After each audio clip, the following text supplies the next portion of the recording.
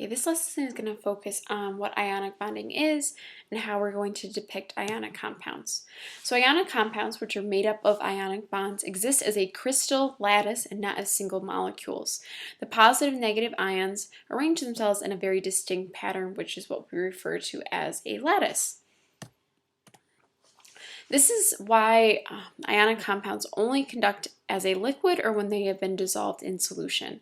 As a solid, those charged ions are locked in the crystal lattice, so they're not able to actually carry a charge. Because remember, two things are needed for current to travel. There has to be a charge, and the charge has to be able to move. When it's locked in the crystal lattice, that charge simply can't move and will not conduct. However, as a liquid, such as an ionic compound that's in the liquid form, or when it's dissolved in solution, the charged ions are free to move throughout the solution, so the material is then able to conduct. All right, ionic bonds occur specifically between a metal and a nonmetal.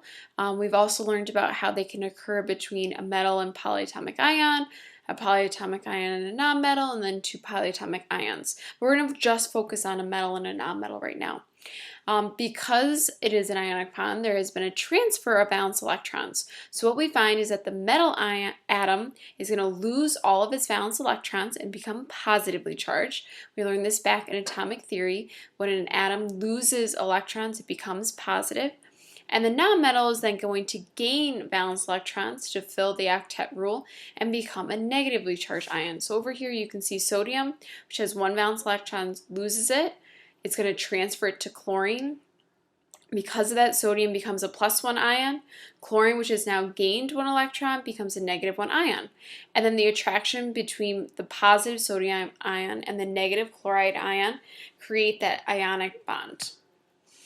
We also want to be able to depict an ionic compound using a Lewis dot structure. So we need to just review very briefly how we draw a metal ion compared to a nonmetal ion.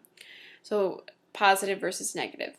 For the metal one, remember all the valence electrons are lost, so now it has 0 electrons or 0 dots that we're going to depict. So we're simply going to write it simple, put no dots around it, and then place the charge in the upper right hand side. We could place brackets around it and that would be correct. So if I have calcium, which normally has 2 valence electrons, it's going to lose both to become a +2 ion. Rubidium has 1 valence electron, it's going to become a +1 ion when it loses it.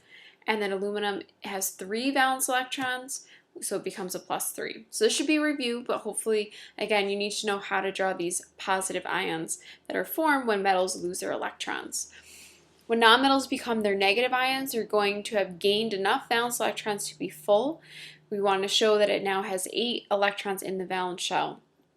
So to draw this, we're going to write it simple, put 8 dots around it. We must put it in brackets, and then we'll put the charge on the outside of the brackets. So here we have chlorine. We can see it has 7 of the 8, which means it has to gain 1 more.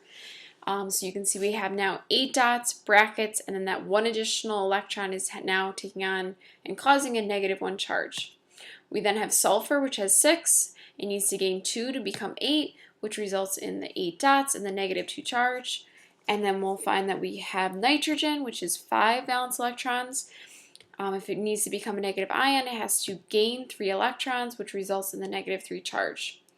So putting it all together to make the ionic compound is simply going to be creating enough of our positive ions versus our negative ions to create a balanced compound. So we're going to draw the dot structure by simply putting the ion dot diagrams next to each other so that the ion charges cancel. All of them should add up to 0.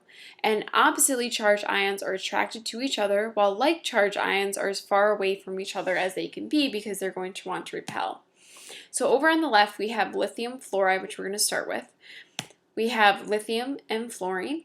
We're going to have to transfer electrons from lithium to fluorine. So lithium loses its electron to become a +1 ion. Fluorine is going to go from 7 up to 8 and become a -1 ion. And you can see here that the charges cancel out to be 0.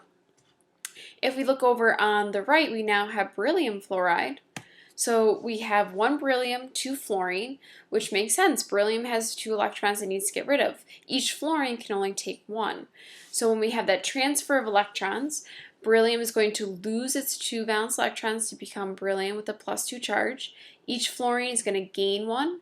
So we have 8 dots around fluorine with a -1 charge. Same thing, 8 dots around fluorine with a -1 charge.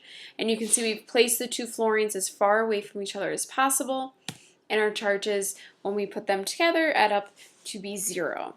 So those are 2 examples of how we can draw and represent an ionic compound. Okay, you are all set.